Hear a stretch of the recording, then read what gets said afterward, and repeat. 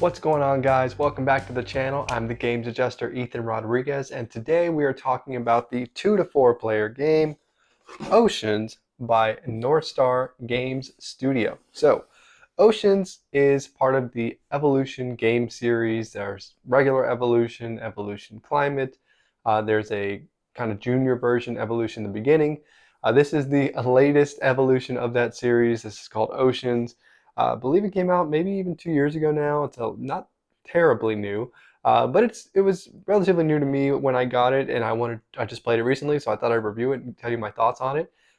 It is a game where players are building engines disguised as ecosystems. Basically, it's still kind of an engine builder, and what you're doing is building these engines in front of yourselves, but these engines interact with the players to your left and to your right. So let me show you kind of how it plays real quick. We'll go down to the table, I'll show you some things about it, then we'll come back here and I'll give you my final thoughts. Here we go. Okay, here we have set up a 4-player game of Oceans. And so to begin the game, players will first divide these colored fish. Normally you just use the clownfish and then you add in different colors for the amount of players. We just kind of mix them all together. It doesn't really matter, but mix them all together, pour them into 4 separate piles, then place them into the reef in the first, second, and third ocean zones as evenly as you can. Does not need to be exact. After you've done that, you will play one of the cards from the basic species cards, and then you will go ahead and, or the surface cards they're called, look at this number here, and then migrate or move that many fish from the reef, the first ocean zone, to the third ocean zone, and you'll give every player 6 cards, and you're ready to begin the game. On a player's turn, they're going to first play cards. When they play cards, they can either evolve an existing species or start a new species, or they could discard the card to migrate or move, like we just showed, fish from one zone to another zone as they choose. Okay, and you're usually moving from the ocean to the reef. So let's talk about evolving. That's probably the most important part of the game here. So these cards in the surface deck, there are 12 total, have a wide variety of effects and numbers on them. So firstly, you've got the name of the card, filter feeder in this example. You've got a migrate value, which varies from card to card, not only based on what trait it is, filter feeder. You might have also another filter feeder that has a different number. Here, this one's got 10. Okay, so you've got that value. You've also got what kind of feeding it does. Green represents foraging, while red represents attacking. Some cards don't have either number, which defaults to 1 and 1 respectively for foraging or attacking. Sometimes you'll see this gains symbol, which is like this triangle, blue triangle, and you will gain fish from the first ocean zone whenever the certain circumstance is met. Sometimes you'll also see characters or species traits that will direct you to the left or the right towards other characters and potentially leech from them or take fish from them. So let's kind of give you an example here of what it might look like if you've got a few species out. So when you play a card, you'll place the card down, and also at the beginning of the game I should mention, you get these tokens based on first, second, third, fourth player. First player gets this, second player gets 6, third gets 4th, last player gets 0. You'll see why that's important later. Now, let's say I played this card. When I play a new species, I will add one of these species trackers here, and then I will play the card. So I'll play it to the left, there you go, there's my new species. Now, I will feed. So when I feed, I can choose to forage or attack. This one does not give me the option because attacking is not prohibited. So I would need to forage, and I would take 5 fish from the reef, color does not matter, and I will put them onto my species board here. So let's put this here. Sorry you guys, a little difficult, that perception. Okay, now that we've got that done, we will go ahead and age our species. When you age, you will simply take one of these fish and you'll put it behind your player screen. Every player will get one of these to hide the number of fish they have, which fish represents points at the end of the game. So you'll put that behind your screen, and then it'll be the next player's turn after you discard and draw. In the basic game, you'll only need to worry about the surface deck here and the 12 basic traits that are there, and there's a full game just around that. If you want to, you can work in these deep cards. So going to the options here, again, in the basic game, you would ignore option 1. But if you wanted to play the advanced game, you can draw a deep card, either a face-up from the 2 gene pools that are started at the beginning of the game, or draw 3 from the face, 1 from the 3 face-down cards, and then put those into the gene pools. These deep cards cannot be activated until the Cambrian explosion occurs, which you'll see here in this first ocean zone, but they give you a wide variety of special abilities. So here, this dense population says you can have an extra trait, may store 9 extra population on the species board, but it will cost you 2 population from behind your player screen to play it after the Cambrian explosion occurs. So that's the downside to these deep cards, is they do cost points to play, but they are very powerful and all unique. Here you'll see this card, the Gentle Giant, will also cost you 2, but it may not be attacked by other players any longer, and may store 5 extra population on the species board. Very cool stuff. The deck has a wide variety of cards. I'm not going to show all of them, but you can see here Ambush, Poisonous Inking, Neurotoxin, Cavitation Bullet, Coprophagia, Communication. There are tons of them. The Kraken with 13 attack. Ignores may not be attacked ability effects on species with at least 5 or 5. May attack 2 additional times. Very devastating power. Will cost you 5 points to play. So you can mess with those if you want to. You do not have to, though. You will optionally choose to draw a deep card before you then can discard any number of service cards from your hand, then draw back until you have 6 cards in your hand total. And so then it would go into the next player's turn. Now I do want to show you a little bit more of kind of how you can get an ecosystem going with your own cards. So let me first play out maybe this schooling card. Well, actually, let me first go over what the cards do, and then I'll kind of show you an example. So we showed the filter feeder, very good at foraging, grabbing food from the reef. Cannot attack. Tentacled will allow you to feed an additional time. So when you play these, you can have multiple traits on a single creature, up to 3 total traits. So now my filter feeder has tentacles, and it could grab 5 more when it feeds if it wanted to. Schooling will allow you to age +1 and may not be attacked when it has 5 or more population. So this might be very good for my whale to have here, my filter feeder, because I would have 5 more food on this, so I'd probably always have at least 5, and so I could not be a target of an attack, and I would get to age twice every round. So instead of just taking 1 off at the end of my round, I would take 2. Very good stuff. Remember, fish population from your species to behind your player board is points. Here you've got an apex predator. This one cannot forage from the reef. It would need to attack another species, and it has a shell of 2, meaning it would be protected from attack. So if an attacking character had 3, let's say, 3 minus 2 would be 1. It could only take 1 food from this apex predator if it had any on it to take. The whale cleaner is very cool because they will gain fish anytime the filter feeder eats. So let's say earlier example, they took 5 total fish. This says after a species with 3 or more forage value forages gain 3 if this is the closest whale cleaner. So this one would actually gain 3 twice. Why? Because it's the closest to the right and it's the closest to the left. There is no other whale cleaner. Had there been another whale cleaner, let's say on the left side of this filter feeder, then it would only get the gains once, and then the other whale cleaner would get the other one. So you kind of have to watch that, and that's a good way for other players to maybe mess up your engine, is they give their own whale cleaner to feed off their filter feeder if, let's say, you had been feeding off someone else's filter feeder for a while. You've got bottom feeders, which basically just gain 2 after species to their left or right, and this one's left, is attacked. So there again, very cool if you can make yourself even a target. If I had all these fish in front of myself, I might even attack. Let's say he didn't have the protection. I might attack with my apex predator, the filter feeder, which would get him gain 2 from the reef.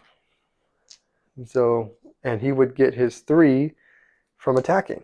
So you can see how you can really build your own engine, if you will, of fish by making a very functioning ecosystem. All right, you've got shark cleaner, which very much like a whale cleaner, except for attacking. After species with 3 or more attacks, gain 2 if this is the closest. So if I was to put this on this side of this, or even over here, it's still the closest. There's no other fish in between, and it would gain 2 because I attacked that filter feeder. Let's see how big we can make this thing here. Just showing you. Parasitic, before your feeding phase, leeches 2 from the species to the left. So let's say this one already had some stuff on it. It might take some right off the top before it even eats. Inking, very good for preventing attacks. You now have 4 shell. Symbiotic, gain 1 after the species to the right forages or attacks. So you're just mooching off of your neighboring fish there, just getting the scraps. Transparent, may not be attacked or leached if there is population in the reef, which again is fish. So as long as there's something here, cannot be the target for leaching or attacking. And then you've got speed. The normal max is 3 traits per species. Now you can have 4 traits, gives you shield and foraging or attacking, and so you could do either or. Now you could not add forage value to a species that does not require or does not allow forage value. Similarly, you could not add attack value to one that does not allow it if it's already been created. You can replace traits though. So let's say I didn't want to be tentacled anymore. I might throw that away and give myself inking, even though I haven't met my 3 max yet. All right, so that's all the basic cards. And I've showed a few of the advanced ones. Let's go over a few more topics and I'll give you my final thoughts. So we've talked about gathering fish from the reef, and that's how players will forage. When they forage, they'll get from the reef. When they gain, they'll get from the ocean. Now eventually, the reef might run out, which makes it bad for creatures that are depending on the reef having fish to forage. In that case, players may want to go ahead and play a card for the migration value and move fish from any of the ocean zones to the reef so that they have food before they go ahead and feed. And so you need to keep that in mind when you're playing cards. You can only play 1 card before the Cambrian explosion. And so if you use your 1 card to migrate fish, then you're not going to be able to create any new species or add new traits to a species and evolve them. Also, I should mention all of the fish in front of you on your turn, and let's pretend these were all my fish or my species, all of them would age 1 before the Cambrian explosion. So I would take a fish from this one, from this one, from this one, this one, and this one before I end my turn. Also, only 1 of your species will feed. So others can gain and leech, etc., but only 1 of them is going to actively feed. If at any point when you go to age your fish or your species, if they do not have enough, either 1 in the beginning of the game or after the Cambrian explosion, at least 2, when they would go to age, you would take what they have left, if any, and then if they do not have enough to satisfy the amount you need to age, they would be eliminated and they would die off and you would discard those cards. All right, so let's talk about what happens with this Cambrian explosion. We've mentioned it quite a bit. When the first ocean zone runs out of population or fish, the Cambrian explosion will happen. In the base game, you will simply just play 2 cards instead of 1, and you will age 2 instead of 1. You may play base game, you'll just do 2 cards, age 2. In the full game, you will also do those things, but you can now play the deep cards that we discussed earlier by paying the population from behind your player screen equal to the migration value on the bottom left. All right. Also, when these different ocean zones empty out, as long as they are empty, there are these different cards that will come into play. So here, this is fertile and says new species will gain 2. So if I were to create a new species with a card from my hand, I would automatically gain 2 fish from the first ocean zone, if any, or the second, really, because this would only be active while the first zone is empty of fish. Here it's not, so this would not be active, but let's just pretend it was. Here you've got long haul migration. Species may forage from any ocean zone. So this now eliminates the need to have population in the reef. You can go ahead and forage from the ocean zones instead. There are a ton of these available in the game. I do have the limited edition that I've been showing you here. It does come with some foil cards, and I believe I bought the sleeves separate, but I'm not sure. They might have come with it. Here's a promo of Evolutionary Arms Race, Detritus, Degenerative Virus, Pathogenic Immunity, Paradigm Shift, Solar Radiation, all kinds of them, some foil. I've only seen a few of these. There's still so much variety to explore, but you can see there's a ton to look at and to experience. All right, and so players will keep doing that, until the end game condition is met. The end game will come whenever all the reef and the 3 ocean zones has been emptied. Then we will go to this reserve bag of fish, which are these spotted fish here. Pour those into the 3rd ocean zone, finish out the round so there are equal turns, and then you will score your points. You will get points for the tokens you started with. You will get points for the number of fish behind your screen, and you will get points for any population still existing in front of you on your active species. Whoever has the most population/fish/points is the winner. So there you go. Let's go up top and I'll tell you what I think about it. Okay, so we're back. Now, I'm going to give you my final thoughts on this, but before I do, I want to mention 3 quick things. Number 1, did not mention this, but you can overpopulate. So if ever, you'll notice on those species boards, there's this fish bones icon at the bottom. If you would ever get enough fish to fill that spot, then you do overpopulate. You lose half of your fish. And so those would go back to your choice, either the reef or an ocean zone. Next thing is these cards will interact with all players. So if the player, not just to your left or right, but across from you, let's say in a 4-player game, they get their filter feeder and they're foraging and you have a whale cleaner, your whale cleaner will still activate. Again, like an example, if it's the only well cleaner in the entire ecosystem, then you will gain twice for being the closest to the left and to the right. Also, last thing here, you cannot discard deep cards. So another maybe downside to getting them early is that you cannot discard them when you would take them. So you can't play them till the Cambrian explosion. They are in your hand until that point, and you can choose to play them then. They don't give you any negative points if you don't play them. But just keep that in mind as you get them. You need to cycle some cards in and out through the service cards. You can discard those and then draw back up to 6. If you had all service cards, you could theoretically just ditch your whole hand and try to get something new. But the deep cards will stick with you, so keep that in mind. Now that we've got that out of the way, I'm going to give you my final thoughts, starting with the theme. I think the theme is very well done. I'm not a fish expert. I don't know what the fish scientist term is called, but certainly not a marine biologist by trade or anything like that. I don't really know that much about them, but when you read the cards and you read the traits and the abilities that you're given, they make sense. Tentacled, you feed more times. It makes sense. You're grabbing more food, more tentacles. Filter feeder, looks like a whale in the picture. You forage from the reef. Apex predator, you've got good defenses. You're attacking, cannot forage. Makes sense. You're a predator. You're not really someone who's eating the smaller fish and krill and things like that. You're going after the big fish and taking them down. So everything works. Everything makes sense. I haven't looked through again all the deep cards and the scenario cards, but even those kind of have scientific ties. I think they did their research when they looked at it. So I think the theme is outstanding. It's unique. It's not a lot of there's ocean themed games as far as pirates and submarine diving, or scuba diving, things like that. There are a few of those coming out, Recreators, Otis, things like that. But it's unique enough, I think, with the animal theme in the ocean that it's unique, it works well, and I really enjoy it. So production-wise, overall, the saving grace, I think, is the artwork. Artwork is amazing. So all of the deep cards have unique art.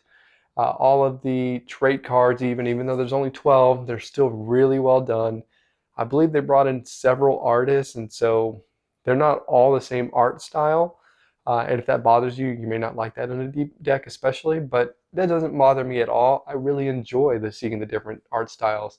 There's this one, I think it's called Sparkles maybe. It's just like this narwhal type creature. It's totally cartoony artwork. Doesn't look anything like the pseudo-realistic stuff that you see in the normal Surface cards, but it's cute. It's fun. I really enjoy that.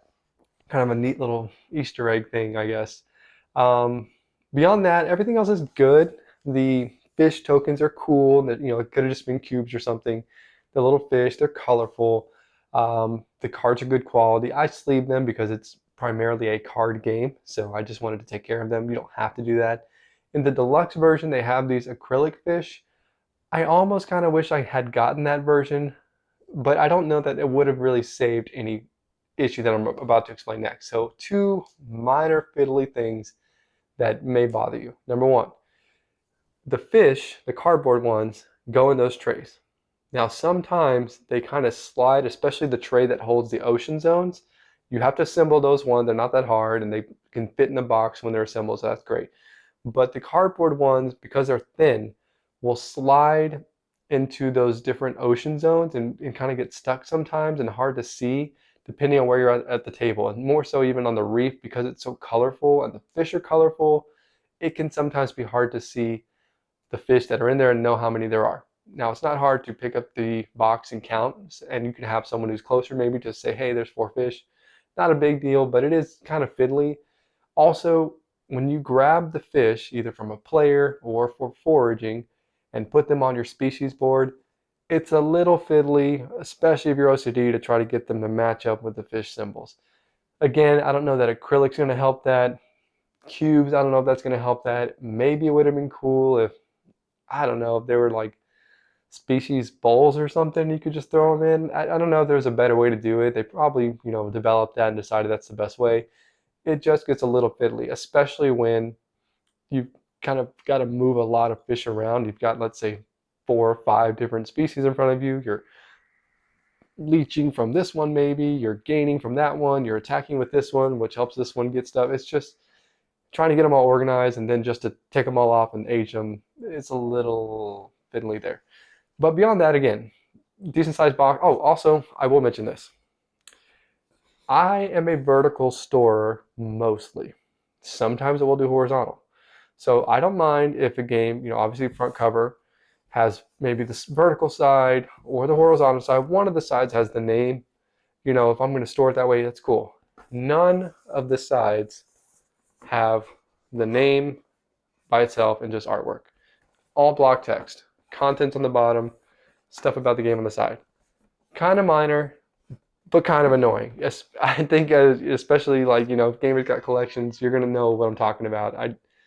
I just wish somewhere they just had oceans, just like this. That's it. That would have been awesome, but they didn't, so whatever. Moving on, I think the rules are pretty easy. There's 2 big rule guides, and you can kind of split those between the players. I wish they would have been maybe 4, because it does go up to 4 players, but not that big a deal. I think the cards are self-explanatory enough that you get the basic concepts there. Even the deep deck that has a ton of unique cards just expand on the already basic concepts. So maybe there's a few that you're like, what does that really mean? I'm not really sure on that one, but you can look that up on BGG, and I'm sure there's plenty of forums to help there. So overall, I think the rules are pretty good. The gameplay is great. It's a good, solid, unique, very interactive engine builder. And this is where it's going to maybe turn some people off if you don't like that interaction, because yes, you can build the perfect little engine for yourself. You've got your filter feeder, you've got your whale cleaners on either side, or apex predator, shark cleaners either side. Similar to that, you've got parasitic creatures leeching off of each other, and that's all well and good. But what might happen is your engine working so well, you become a target for the other players because you have such a good ecosystem. And so your habitat's great. They decide, hey, I'm going to start eating that filter feeder's food, and now your creatures cannot leech from them appropriately. And yes, you can protect yourself, but it may not be enough, and you might lose this great engine cog or engine piece that's helping to fuel the rest of your engine as well. So that can be a little frustrating. I had a game when we played most recently where I think the final score was like 64, 63, and then a couple other scores, and it was kind of close all the way around. I lost by 1 point, and it was because I was the targeted by people. I had people take my food, or instead of feeding off of the other players, they fed off of me, even though there's multiple options. So that will happen. It's not that big a deal. I mean, a win is a win, a loss is a loss. So just be aware that that can happen if you don't like that interaction and you don't like maybe that pick on the leader kind of feeling. You may not like that here because it is there, it is prevalent. Some of especially the deep cards can be very attacky with neurotoxins and the Kraken. They can really kind of mess up your game if you don't have the right protections in place, or even if you do, they might supersede that with their special abilities. So again, I like that because I can play very straight Euro, no interaction, heads down, solitaire engine builders. I have, several of those. I don't have several of them. I have a couple, and there are several of those out there. But this is unique from that, and I really like that about it. Time-wise, it's not too long. It goes pretty quick, especially if everybody's got good engines built and everyone's aging a ton. Everyone's gaining and foraging and attacking a bunch. And so it's probably, I think it says like 60 to 90 on the box. That's probably about right. With the 4 player, it's probably more like 90. 2 player, you might get closer to the 60. But yeah, I don't think it's long to get going or set up or anything like that. Maybe again the fish a little fiddly just in the game downtime, just like, oh, I gotta get my fish and sort them all out real quick, and now I'm gonna age them, and that accounting part of it can be a little tedious and maybe make the game feel a little longer. But if you know what you're doing too, you're just like, all right, playing this, getting this, moving on, draw my new hand, go, boom. So overall, I think the time's good. And then variety is, off the charts. There are so many scenario cards. You only use 2. The deep deck is all unique, so every card is going to be something that you can focus on in the next game. If you see 2 out there in the gene pool that you've maybe never even seen before and you played it 5 times, unless you've looked through the deck, that's cool. You're going to get a new discovery and a new strategy that you might could implement in the next game, depending on what those are, because they are very powerful. And also for those that maybe don't want to get into that and they're just looking for something light engine building, you can play the base game and it works fine. So it's good in the variety, a pure variety, things you're going to see, but also variety of groups. If you want to just play a very light engine builder with folks that don't want to get into the heavy reading and stuff, the base game cards are great for that. If you want to take it up a notch, you're a gamer friends, advanced gamers, play with the deep deck, you can do that. If you want to take out the attacky cards before and just play kind of a heads down solitaire thing, you can do that too.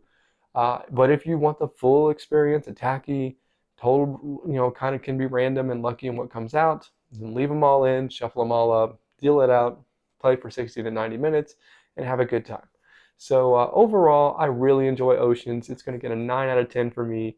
It's a great game. If you saw my top 40, it's in there. If you haven't seen that already, check it out. Top 40 games of all time. And I broke that up into 10 videos, or 4 videos of 10. So it should be pretty digestible. And again, I highly recommend you check that out. And you will hear even more about this. And you can look and see where that ended up on that list. But there you go. That is Oceans by North Star Game Studio. I'm the Games Adjuster, Ethan Rodriguez. Remember to like, comment, and subscribe. And we'll see you on the next one. Peace.